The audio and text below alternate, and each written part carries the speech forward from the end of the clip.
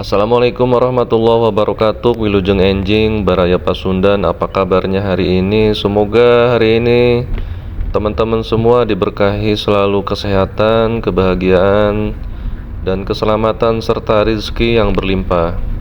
Seperti biasa, pagi ini di hari Minggu pagi saya bersama keluarga akan menuju ke tempat jualan, yaitu di Jalan Lintas Golep, Lanud Sulaiman, Bandung. Jadi seperti biasa setiap minggu pagi memang saya mengantarkan keluarga untuk berjualan kecil-kecilan lah di pasar mingguan Jalan Lintas Golep, Lanud Sulaiman ya. Seperti biasa pagi ini saya melewati perlintasan rel flyover Nurtanio yang sampai sekarang proyeknya belum selesai juga. Jadi proyek flyover Nurtanio ini sebenarnya dibangun bertujuan untuk mengatasi kemacetan yang terjadi di perlintasan rel ini ya. Jadi apabila pada saat berangkat kerja atau jam pulang kerja, perlintasan rel ini sangat krodit dengan kemacetan. Penyebab utamanya adalah yang pertama, membludaknya jumlah kendaraan yang melintasi jalan ini. Terus yang keduanya, lalu lintas kereta api yang melintasi daerah sini itu hampir tiap 5 menit atau 10 menit sekali itu lewat. Jadi sehingga mengakibatkan kemacetan yang krodit. Makanya kenapa proyek flyover ini dibuat untuk mengatasi kemacetan tersebut. Namun sampai saat ini proyek ini agak sedikit terbengkalai. Saya kurang tahu kenapa.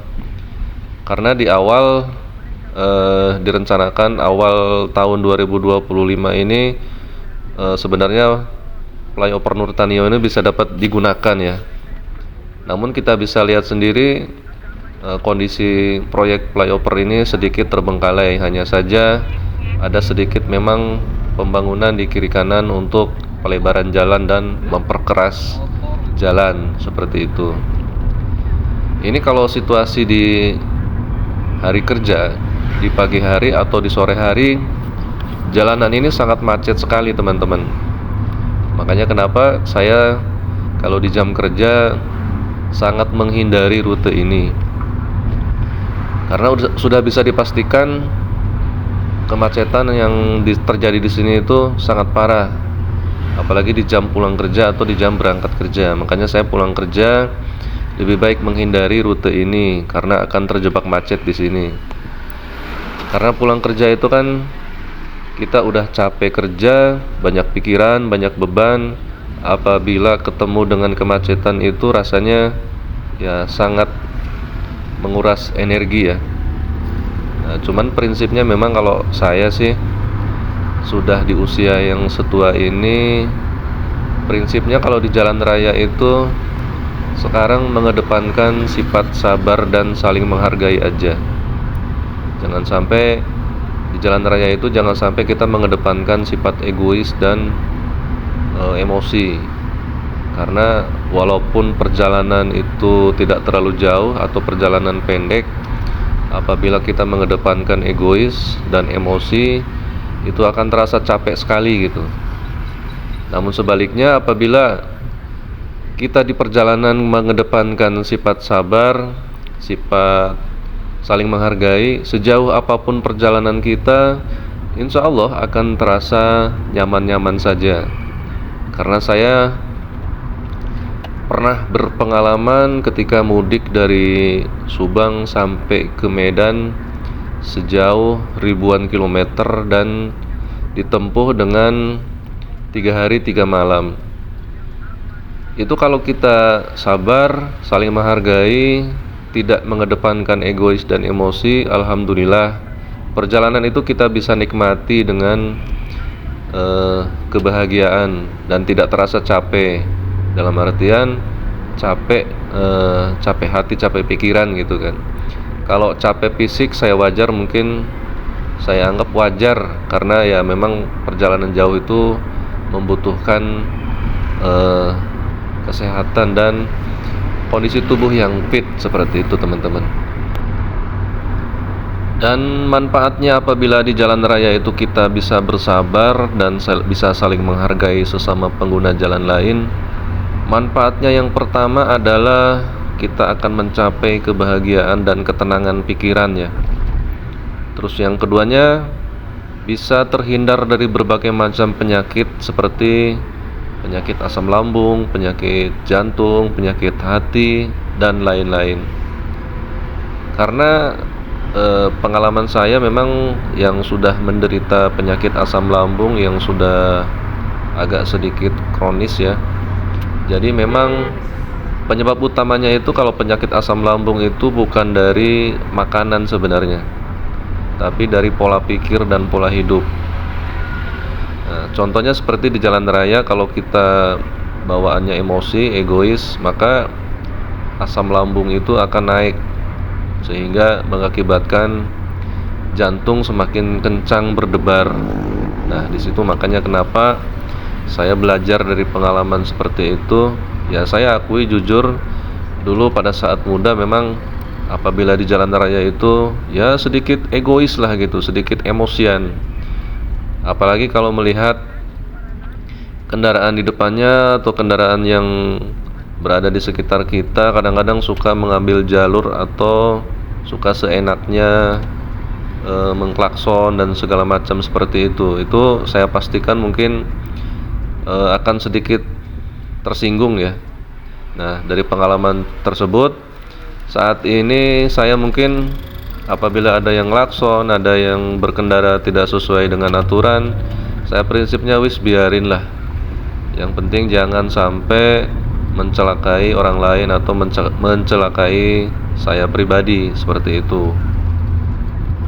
Nah, jadi kembali ke bicara soal penyakit asam lambung yang pernah saya derita itu, memang sih kebanyakan dari pola pikir ya, dari pola pikir yang gampang stres, yang kadang-kadang berpikir negatif, suudzon terhadap masa depan, merasa cemas dan selalu berburuk sangka terhadap keadaan. Ya, sebenarnya kemarin saya mengalami hal-hal yang seperti itu ya. Jadi dimana ketika saya tidak ada aktivitas, merenung sendirian, berpikirnya itu macam-macam atau kemana-mana. Bahkan mikirnya itu, waduh, besok jangan-jangan mati, besok jangan-jangan mati, atau sebentar lagi jangan-jangan mati. Nah, itu pikiran-pikiran seperti itu yang mengakibatkan cairan asam lambung itu naik. Sehingga kalau naik ke dada, dada akan terasa sakit. Naik ke tenggorokan, tenggorokan terasa sakit dan terasa seperti tercekik. Kemudian pengaruhnya yang lain naik ke kepala, kepala rasanya pusing, kelayangan, kadang-kadang pandangan juga jadi buram. Nah, itu tuh sebenarnya efek dari asam lambung, teman-teman. Jadi pengalaman saya memang merasakan hal seperti itu sudah bertahun-tahun ya. Dada sering sakit, tenggorokan sering seperti tercekik, terus kepala kelayangan, pandangan jadi buram, jantung berdebar. Nah, jadi penyakit-penyakit yang hal-hal yang seperti itu diakibatkan oleh dari kecemasan atau dari pikiran-pikiran yang selalu berpikir negatif. Jadi seperti itu. Nah, jadi pengalaman dari pengalaman tersebut saya sekarang prinsipnya kematian, kemiskinan atau apapun yang akan terjadi, ya udahlah, kita pasrahkan sama Tuhan yang Maha Kuasa yang mengatur segala kehidupan. Jadi prinsipnya kita lebih sabar, lebih tawakal, lebih berserah diri kepada Tuhan. Intinya seperti itu sih, teman-teman. Nah, jadi makanya kenapa saya terapkan di kehidupan di jalan raya, ya udahlah, kita saling menghargai. Mau diklakson, mau dipotong jalan dari depan, asal jangan ditabrak aja lah kalau saya. Asal jangan ditabrak atau diserempet. Kalau sampai ditabrak atau diserempet, ya udah beda urusan gitu ya. Kalau cuman hanya diklakson atau cuman hanya disalib dari kiri, Kalau prinsipnya ya biarin lah, yang penting tidak terjadi kecelakaan seperti itu. Karena kalau kita berpikir, wah harus saya tegur nih, wah harus saya kasih pelajaran nih, wah udah, energi kita terbuang sia-sia aja. Jadi hanya membuang-buang energi gitu. Biarkan saja mereka nanti suatu saat juga akan sadar sendirilah.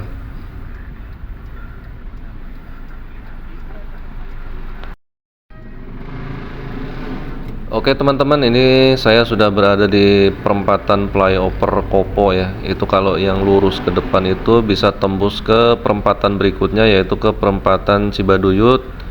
Dan kalau ke kiri itu ke terminal Leuwi Panjang. Ini saya ambil belok ke kanan mengarah ke Kopo Margahayu.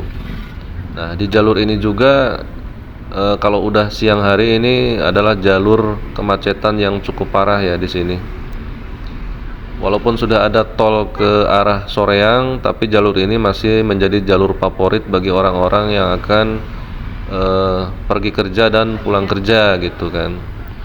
Karena ternyata yang pergi kerja, berangkat kerja melewati jalur ini adalah orang-orang yang berdomisili di luar kota Bandung dan bekerja di kota Bandung, sehingga pagi hari dan sore hari itu jalanan ini sangat penuh dengan kendaraan roda 2 maupun roda 4. Nah, jadi pengalaman saya melintasi jalan raya ini memang tidak terlepas dari kemacetan. Kita bisa saja mungkin menghindari jalur ini dan mengambil rute lainnya, yaitu rute alternatif melewati jalur Cijerah atau Cigondewa. Hanya saja mungkin pada saat pulang kerja atau berangkat kerja, semua orang berpikiran sama untuk menghindari kemacetan di jalur Kopo ini, sehingga karena berpikiran sama untuk mengambil rute tersebut, akhirnya terjadi kemacetan juga di jalur alternatif tersebut. Makanya sudahlah, kita nikmati aja kemacetan yang terjadi, karena mau lewat manapun yang namanya di kota Bandung ini kemacetan sudah terjadi di mana-mana ya. Karena sudah susah untuk melebarkan jalan, kecuali mungkin membuat jalan tingkat di atas. Karena Bandung ini lahannya sudah sempit ya. Nah, contohnya ruko-ruko yang ada di sekitar kiri kanan ini kondisinya udah sangat mepet banget ke jalan. Sangat berbeda dengan kondisi jalan raya perkotaan yang ada di Sumatera atau di Kalimantan. Kalau di Sumatera atau di Kalimantan, bangunan itu minimal 10 meter dari bibir jalan, sehingga ada tempat untuk parkir seperti itu ya. Nah, kalau di Bandung ini kan merupakan kota tua dan susah untuk ditata kembali. Jadi bangunan-bangunan itu kebanyakan mepet ke jalan raya. Jadi kalau ada yang mau berbelanja atau parkir, ya parkirnya di pinggir jalan atau memakan badan jalan seperti itu. Dan kota Bandung ini sekarang kondisinya udah sangat parah kalau menurut saya sih. Karena hujan sedikit aja banjir terjadi di mana-mana. Kemudian akibatnya kalau sudah banjir ya udah macet kemana-mana. Ya seperti itulah.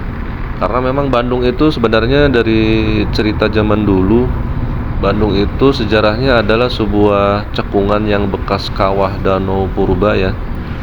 Jadi Bandung itu sebenarnya adalah bekas kawah Gunung Sunda yang meletus ribuan tahun yang lalu, begitu menurut ceritanya pakar sejarah. Nah, jadi setelah Danau Purba itu surut, yaitu dihancurkan sama Sang Kuryang, ceritanya begitu. Akhirnya terjadilah dataran rendah, daratan yang berada di dataran tinggi seperti itu, yang menyisakan hanya Sungai Citarum. Jadi Sungai Citarum itu adalah Sungai Purba. Jadi sisa-sisa air yang dulunya merupakan danau. Nah, yang saya khawatirkan suatu saat nanti Bandung akan menjadi danau kembali, karena sekarang hujan sedikit aja Bandung sudah banjir. saya khawatirkan ke depan Bandung akan menjadi danau kembali, karena satu-satunya jalan keluarnya air itu ada di Sanghyang Tikoro yang berada di Padalarang. Seperti itu teman-teman ya. Jadi sekarang itu di Bandung kalau udah hujan lebat seperti itu, kita harus hafal dan harus menghindari titik-titik rawan banjir, karena kalau sudah terjebak banjir ya sudah nggak bisa kemana-mana. Nah, berhubung di Bandung itu sering terjadi kemacetan di mana-mana, jadi saya jarang banget menggunakan mobil ya teman-teman, kecuali mungkin kalau pergi bersama keluarga seperti ini. Kalau pergi menggunakan mobil, yang pertama perjalanan jadi sedikit terhambat. Terus yang keduanya, kalau kita mau ibaratnya mau belanja atau mau hanya untuk beli sesuatu barang di suatu tempat, itu pun parkirnya susah. Karena di Bandung itu seperti yang menyediakan lahan parkir itu di Bandung hanya Alfamart dan Indomart yang memang disediakan lahan parkir. Tapi untuk toko-toko lainnya seperti toko-toko kelontong atau toko bangunan itu sudah jarang ditemukan yang menyediakan lahan parkir ya. Jadi parkirnya ya di pinggir jalan. Makanya kenapa saya jarang sekali menggunakan mobil, yaitu yang pertama menghindari macet, yang kedua parkirnya susah, terus yang ketiganya perjalanan akan agak sedikit terhambat. Bahkan saya pergi kerja pulang kerja pun kemarin-kemarin saya lebih sering menggunakan sepeda. Kenapa? Karena kalau menggunakan sepeda itu yang pertama bisa belusukan ya, bisa melewati tepi-tepian jalan, di pinggir-pinggir celah-celah mobil seperti itu ya. Dan kalaupun terjebak kemacetan, ya setidaknya sepeda bisa diangkat naik ke trotoar seperti itu. Kalau motor kan nggak bisa. Walaupun bisa, ya itu dianggap sebuah pelanggaran gitu kan. Tapi kalau sepeda saya rasa ya dimaklumin saja, karena sepeda itu kan tenaganya ada di kaki. Ada hal positif apabila kita pergi kerja dan pulang kerja menggunakan sepeda itu. Yang pertama, kita yang jelas dapat sehatnya. Terus yang kedua, mengirit ongkos. Nah, yang ketiganya bisa menghindari kemacetan. Seperti itu teman-teman.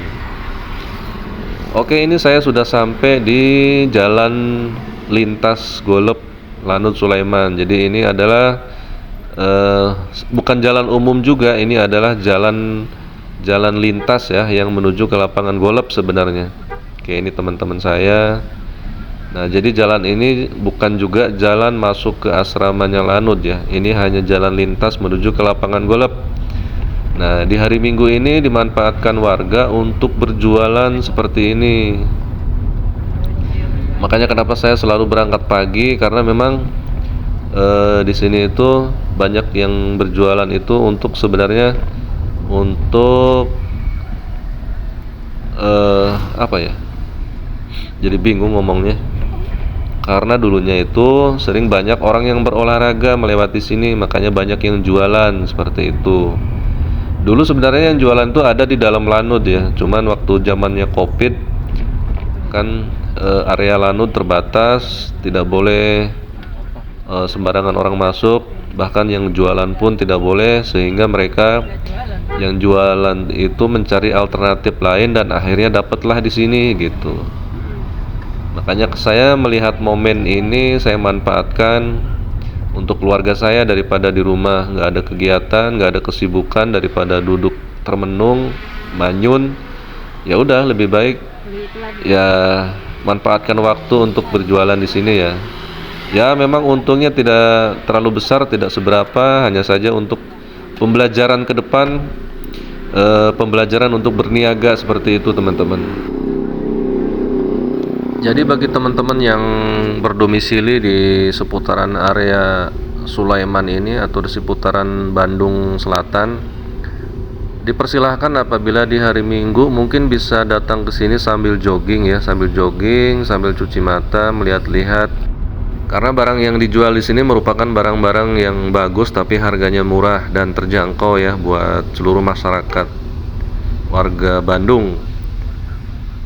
Oke teman-teman, ini saya sudah sampai di tempat lokasi berjualan keluarga saya. Ini agak sedikit banjir sebelah sini, berarti saya ya tempat saya agak di depan sini nih, yang belakang mobil ini. Oke teman-teman, saya ucapkan terima kasih bagi yang sudah menonton video saya sampai selesai. Jangan lupa yang belum like dan subscribe, silahkan like dan subscribe. Terima kasih bagi teman-teman semua. Saya akhiri, saya ucapkan terima kasih. Assalamualaikum warahmatullahi wabarakatuh. Semoga sehat selalu.